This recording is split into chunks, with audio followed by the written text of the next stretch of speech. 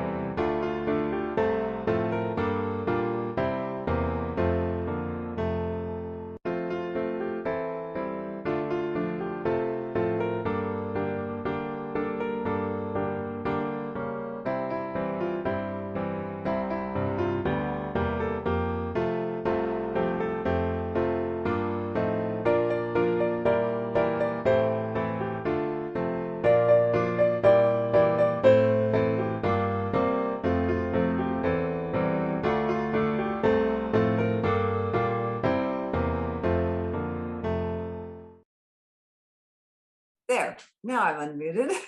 I'm finally catching on to a few of these little tricks. Never know if something outside of me is unmuting me or it's in my parameter to do that.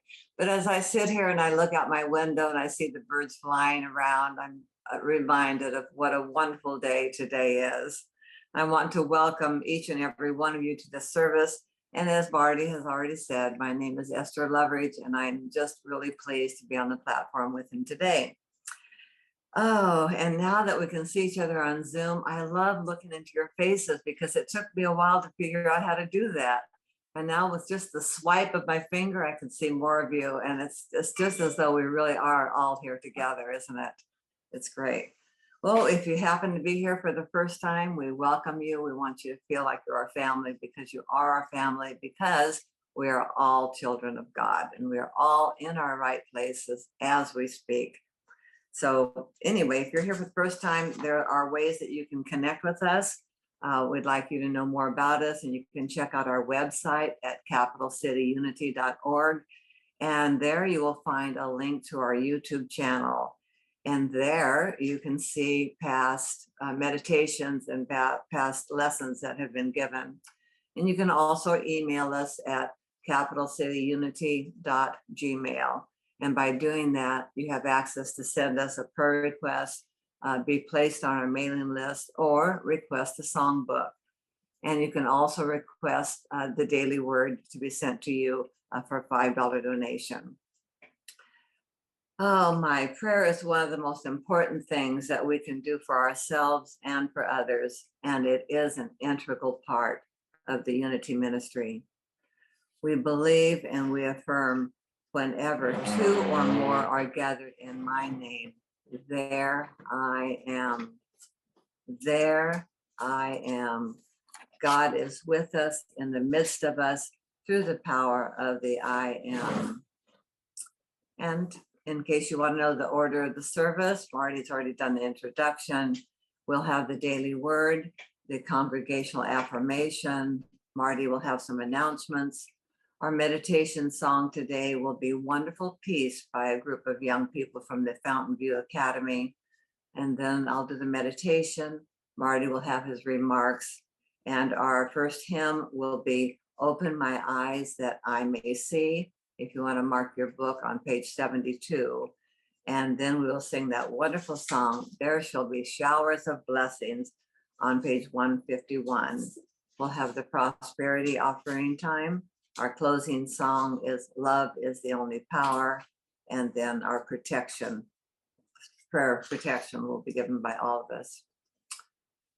So now I'll move into the time where we share in the daily word. And today's daily word says, I envision all people living in harmony.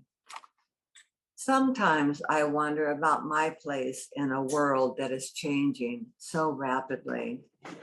I realize that many of the world's people may be wondering the same thing. Change can be scary, especially when I feel as though I have to navigate a shifting landscape alone. I expand my awareness and wonder whether others are feeling the way I do. Feeling fearful or insecure can overwhelm feelings of peace. As peace seems further and further away, it's easy to drift into isolation and discord. I pray, reclaiming peace by feeling my divine identity as a child of God. I remember that all people share this divine identity. I include all the world's people in my prayer, envisioning us coming together in harmony to create a peaceful world. And from Hebrews 12:14, I read, pursue peace with everyone and the holiness without which no one will see the Lord. I envision all people living in harmony. I love that. And now for those affirmations that we say together and know at the core of our being, there is only one presence, one power, and one love active in my life, God, the good, omnipotent. Would you like to join me? There is only one presence, one power, one love active in my life, God, the good, omnipotent. And it is with these words and in this consciousness that we bless the names of the people and pets in the prayer box that Claudia has with her and she's showing right now. Isn't it wonderful to have that prayer box visible for all of us? And we know as we speak our affirmations and pray today that we hold them in that wonderful light of love and peace. So let my words be your words as I say our affirmation for them. And I invite you to whisper the names of those you would like to bless as I say for all of them. There is only one presence, one power, one love active in your life, God, the good, omnipotent. And join me, please. There is only one presence, one power, one love active in your life, God, the good, omnipotent. And then there is only one presence, one power, one love active in this ministry. It's God, the good, omnipotent. And we join and say that together.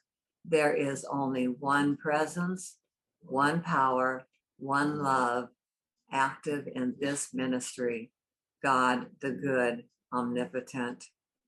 And finally, we move out into the whole world when we say there is only one power or one presence, one power, one love active in the world today, God, the good, omnipotent.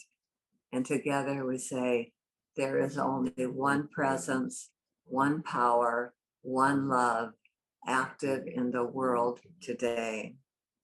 And as we continue to pray, O loving presence, comfort and heal those who have been touched by disease, those whose loved ones have passed on, and immerse them in your love.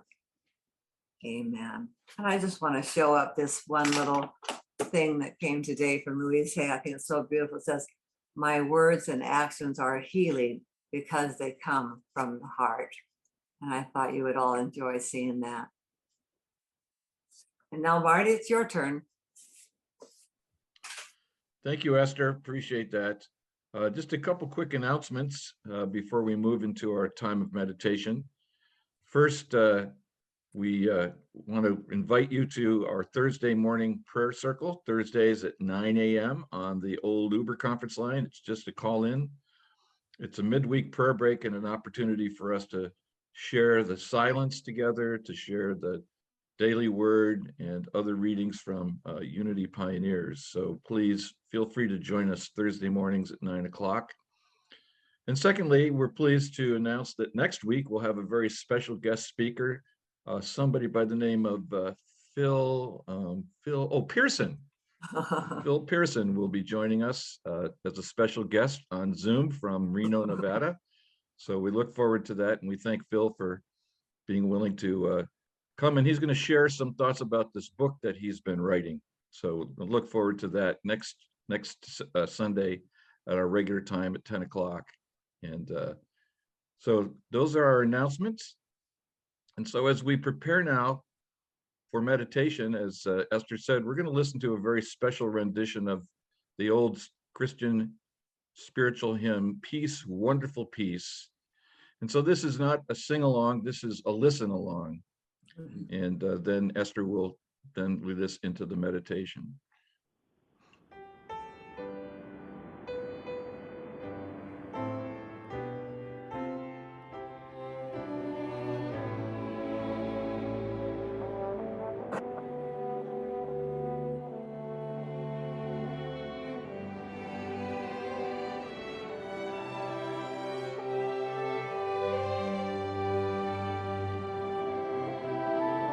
Far away in the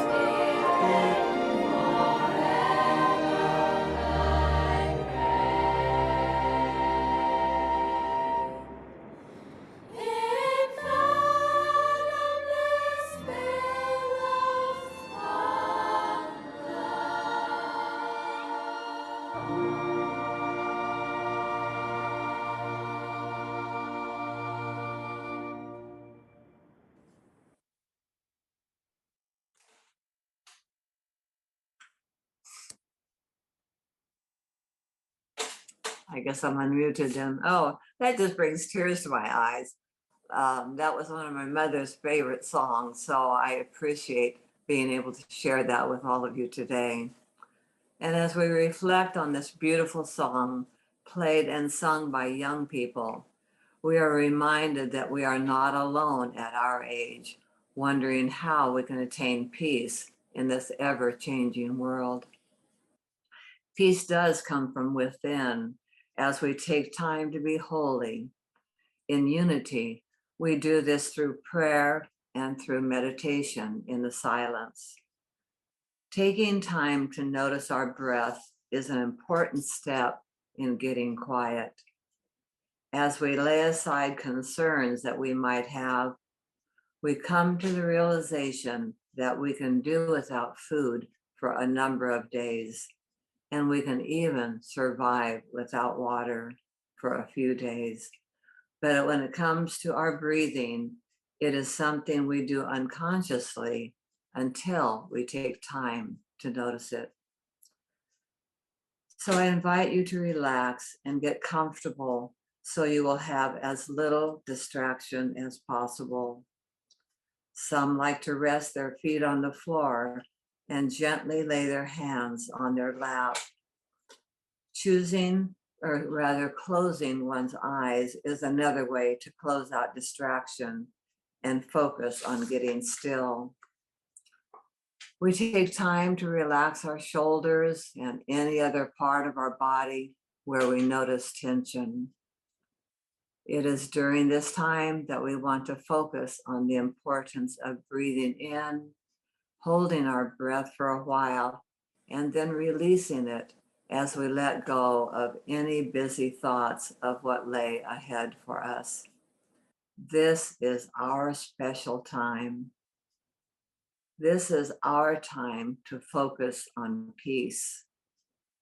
This is our time to let go of any worries or concerns and be thankful for the breath that is ours to take. Breathing is kind of like experiencing prosperity. We don't realize we have it until we take time to notice. Just as we breathe in and out, so it is that our prosperity is made known to us. We have all we need, but until we let go of the blessings we have, we do not have room to take in more. It is as though all we have and need is ours for the asking. But sometimes we have to let go of what we have in order for our cup to be refilled with joy and love. Our breathing and our prosperity go hand in hand. We cannot save breath to be used tomorrow. It is an automatic function of living, just as sharing our gifts is important to our lives and well-being too. When we experience God's peace, we realize it starts with us and spreads out to those who are close to us. Each home is a laboratory where we learn how to share and love and know that we are all in our right place as we live together in harmony. This experience at home teaches us that peace is possible and that it can spread out like the ripples in the sea. We are all one, and what affects one of us affects all of us. We are joined in spirit and in truth as we sit here and take in deep breaths, enjoy them for a moment, and then release them, knowing that there are more breaths awaiting us. We are never deprived, nor can we save them up. Let's take a few moments to become aware of how precious each breath is. One day, we will take our last breath, but until then, we can sit in the silence and appreciate all of the prosperity of breath that we are given and all of the other gifts we have too. With each inhale, I invite you to know that you have all the breaths you need, just as all of your needs have been supplied to you, and the overflow just blesses everyone around you. It is circulation at its best. There is no reason to hoard our breath or our blessings because they are never ending. We have all we need, and I invite you to be in that place of peace where we become fully aware of the gift of being still and knowing that peace is the gift that passes all understanding. It just is. Let's appreciate it in the silence as you take those wonderful breaths, hold them for a while, and then release them.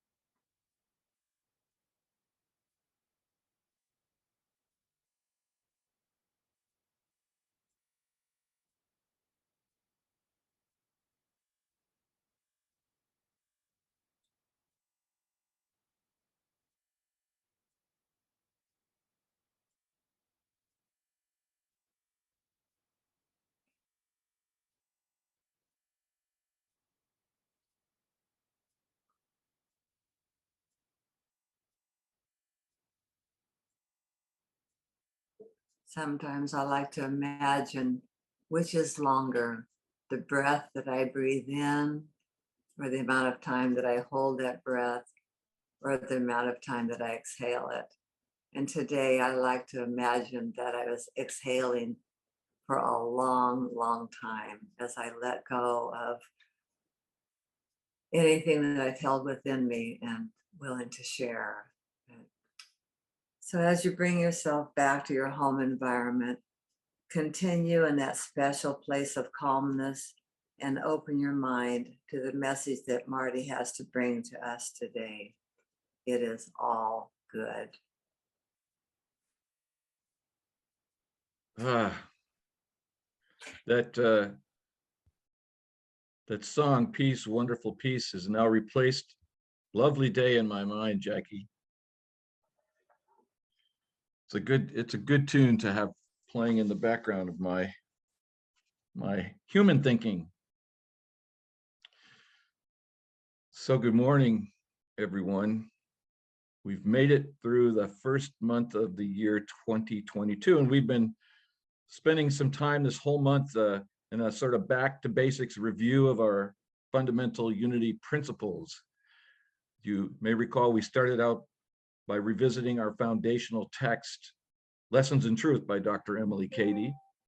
Then we looked at the principle of freedom and Emmett Fox's insight on how to gain release in his great essay, The Golden Key.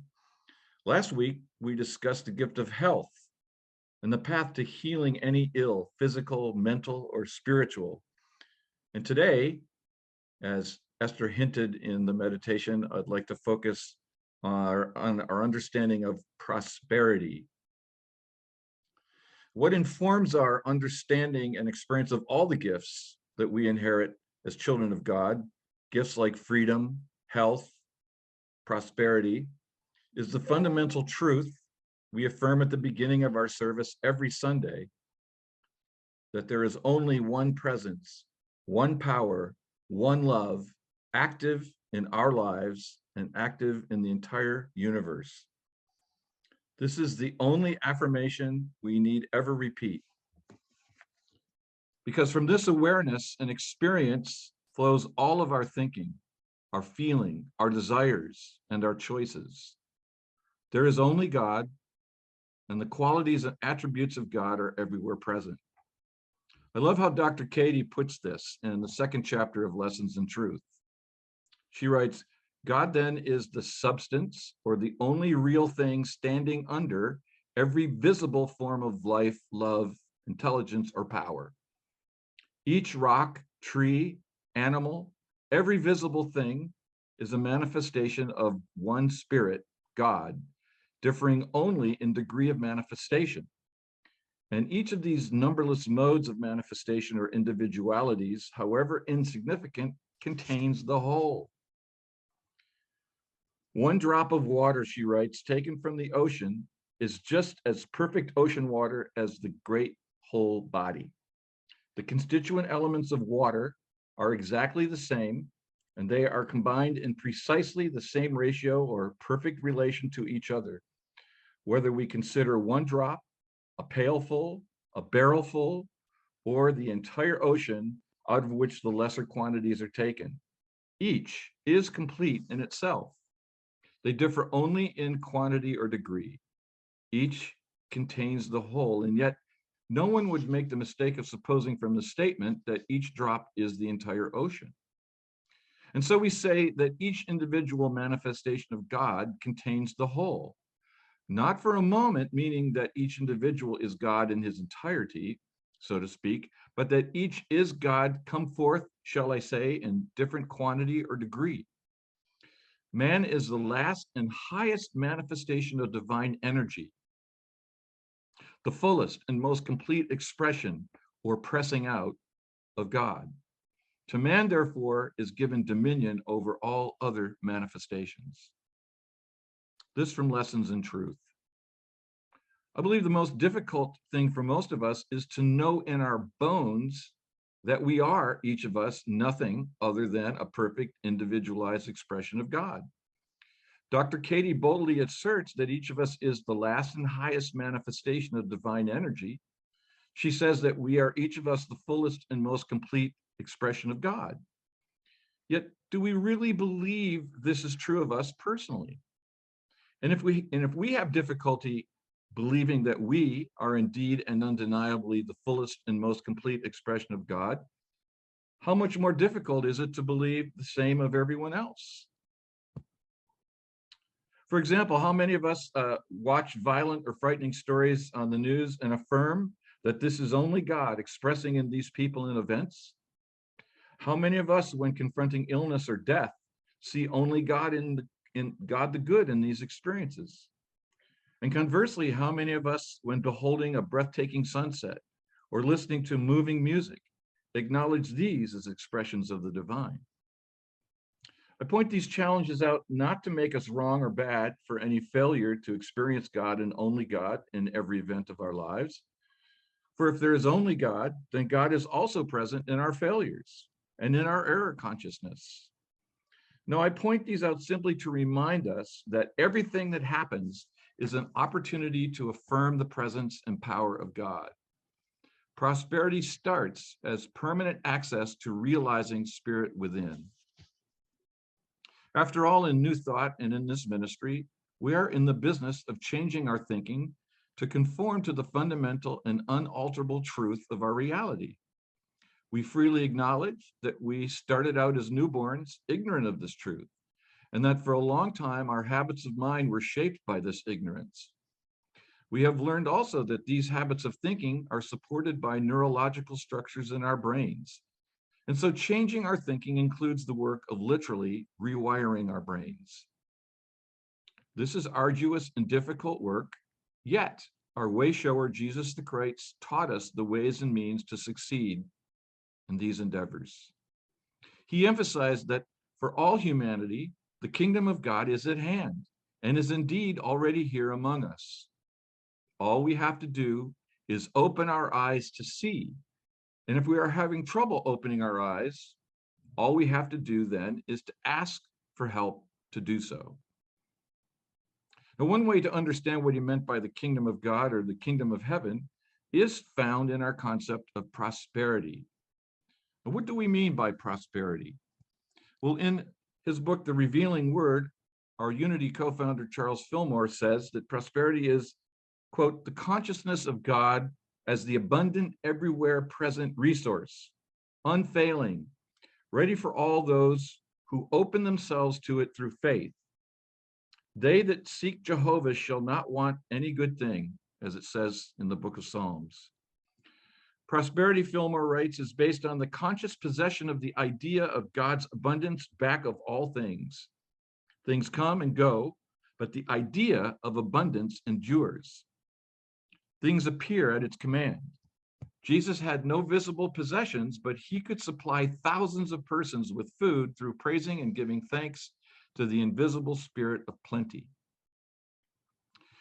Now, in his book, The Metaphysical Bible Dictionary, Mr. Fillmore similarly writes that prosperity is the consciousness of the divine mind is inexhaustible support and supply. The difference, he writes, between spiritual prosperity and the material idea of prosperity is that spiritual prosperity is founded on understanding of the inexhaustible, omnipresent substance of spirit as the source of supply.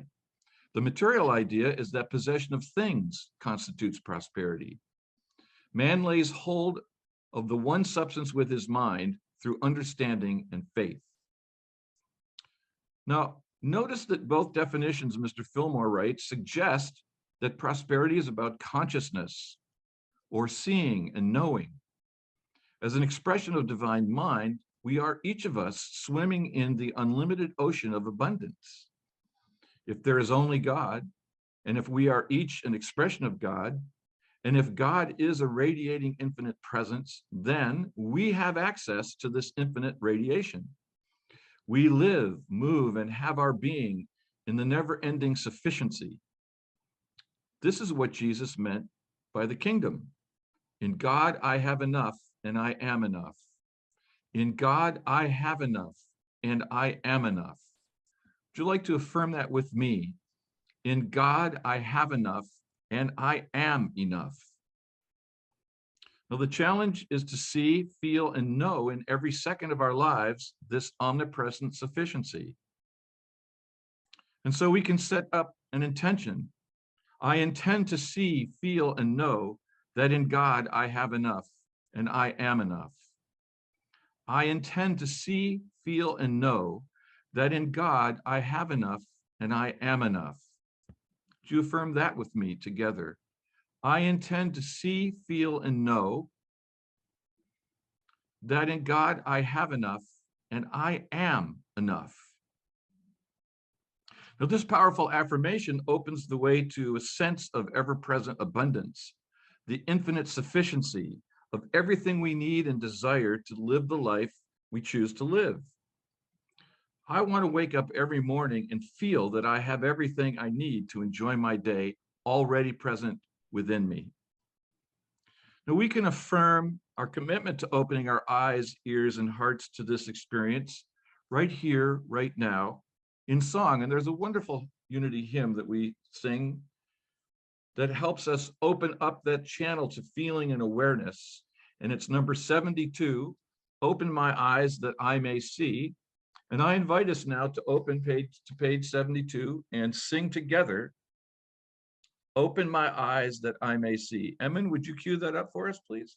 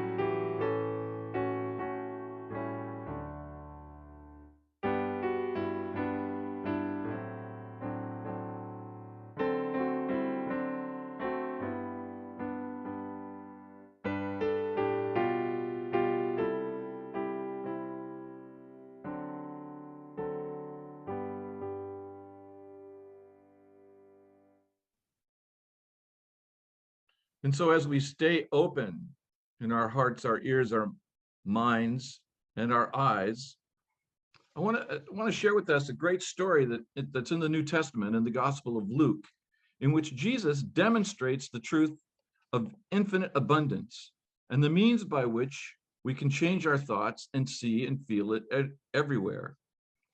Now, this is the story about the beginning of Jesus's ministry. He is preparing by going on an extended retreat into the desert. This is right after John the Baptist baptizes him. And in the desert, he's going to stay for 40 days and 40 nights, focusing on nothing but the eternal indwelling Father. And he wrestles with his own error consciousness in the person of Satan, who obsessively tries every trick in the book to prevent Jesus from knowing and feeling the truth of his being. The story is in the 4th chapter of Luke, the first 14 verses, and it goes like this. And Jesus, being full of the Holy Ghost, returned from Jordan and was led by the Spirit into the wilderness, being 40 days tempted by the devil. And in those days he ate nothing, and when they were ended, he afterwards hungered. And the devil said unto him, If thou be the Son of God, command this stone to be made bread. And Jesus answered him, saying, It is written that man shall not live by bread alone, but by every word of God.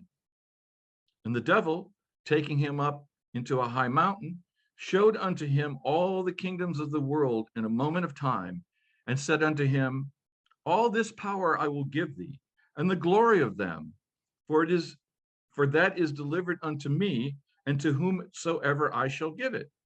If thou therefore wilt worship me, all shall be thine. And Jesus answered and said unto him, Get thee behind me, Satan, for it is written, Thou shalt worship the Lord thy God, and him only shalt thou serve.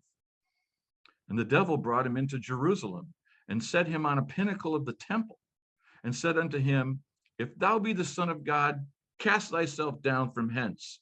For it is written, He shall give his angels charge over thee, to keep thee, and in their hands they shall bear thee up, lest at any time thou dash thy foot against a stone. And Jesus answering unto him said, It is said, Thou shalt not tempt the Lord thy God. And when the devil had ended all the temptations, he departed from him for a season. And Jesus returned in the power of the Spirit unto Galilee, and there went out a fame of him throughout all the region round about. Now, there's so much in this short but powerful story to help us open our eyes to see the glory and abundance all around us. Metaphysically, this passage is about the struggle to transcend and release error thoughts and consciousness. Satan represents thoughts of lack, limitation, and finiteness. But the story does not gloss over or make light of the demonic power of this realm of our minds.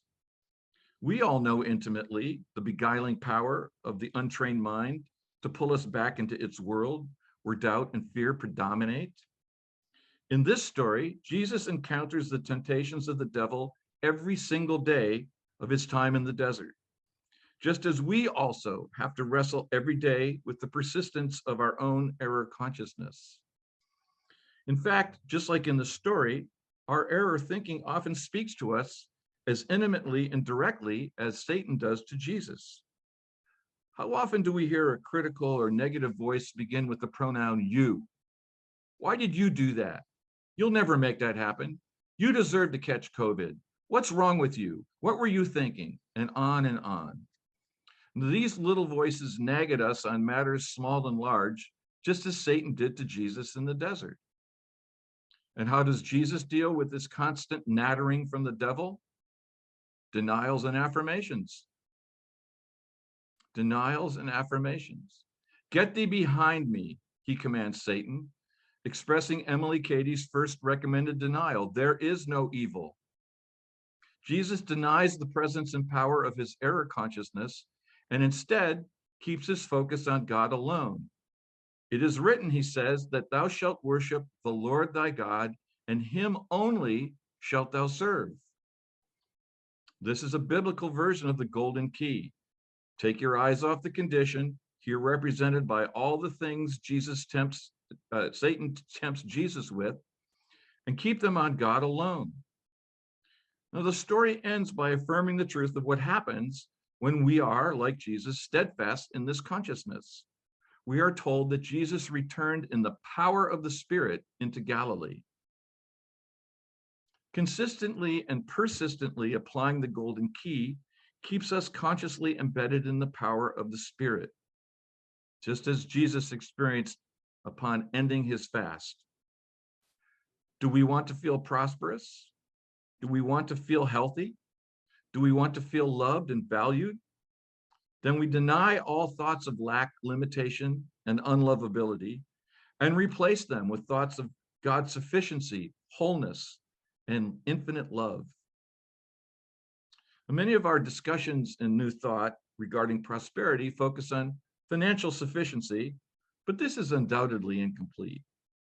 True, a prosperity consciousness will bring us our good in the form of the means necessary to support the life conditions we desire and expect. Affirming a healthy bank account or balance sheet is the way to manifest the funds that we need. But prosperity is about so much more than financial adequacy. Prosperity is about living in the unbounded richness of all the things and experiences that enliven the wonder of our being. We have access to all the love, the joy, the adventure, the health, the longevity, the accomplishment, the satisfaction that our hearts could possibly desire. We have access to all of these by virtue of being expressions of the divine. Remember what Charles Fillmore said? Prosperity is based on the conscious possession of the idea of God's abundance back of all things. And this divine idea lives as a potential in all of our minds because, as Dr. Katie put it, we humans are the last and highest manifestation of divine energy, the fullest and most complete expression of God. All we have to do is affirm this truth. And whenever we get tempted away from our focus and find it hard to get back on track, just ask God for help. Open ourselves through faith, as Charles Fillmore put it, and we shall find that we are always walking through showers of blessings. My friends, living and understanding prosperity shows up as a sense of peace, as a sense of satisfaction, a sense of confidence. This is how we know that we are swimming in those showers of blessings that are always ours. Let us affirm, I live, move, and have my being in God's limitless abundance. I live, move, and have my being in God's limitless abundance. Together, I live, move, and have my being in God's limitless abundance. Take a moment to feel that in your souls, in the quiet of the temple of the Most High within. I live, move, and have my being in God's limitless abundance. This is the beginning of the world peace that the Daily Word shares with us today. I live, move, and have my being in God's limitless abundance. And as we allow the truth of this to pervade our awareness, surely goodness and mercy shall follow us all the days of our lives. And let us put the exclamation point on this affirmation by closing our time together here and singing number 151, there shall be showers of blessings. There shall be showers of blessings. We walk and move and have our being in the showers of blessings. What number, Marty? 151.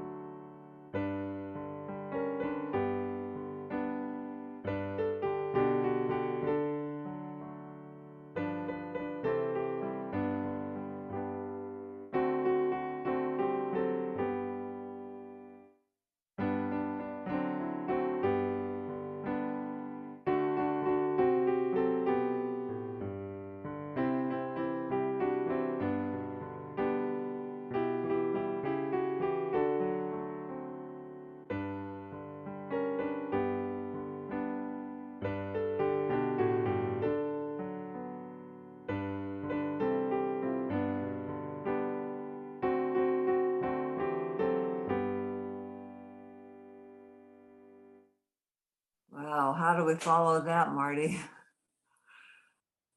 Beautiful, beautiful. We have all we need. And there's so many ways in which we experience prosperity. And I don't know about you, but sometimes I have always thought it was in terms of our financial ledger, but we are so abundantly blessed in so many ways. And we all give so much in this ministry. And as Marty and Claudia and all the board members affirm, we are all ministers sharing here together. So whether your gift is volunteering or helping or all of the above or sending in your financial gifts, we want you to all know how much we appreciate receiving them, but even more than that, how wonderful it is to give. And that is the very thing that sealed my deal with Unity was we give in love because we love to give. It's not a requirement. It's not a condition. It's an opportunity and a privilege. And we're so thankful.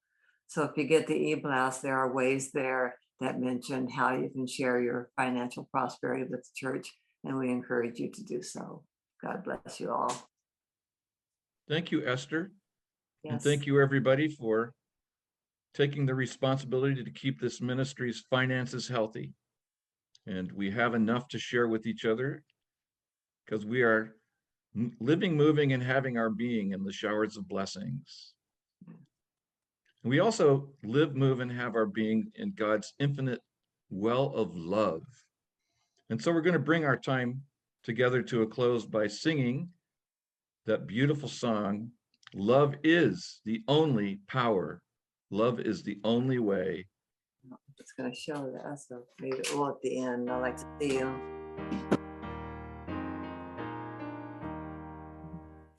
Love is the only power. Love is the only way. Love our love, see our circle I'll grow. grow. Love Love is the only power. Love is the only way. Love, love, love. See our circle grow.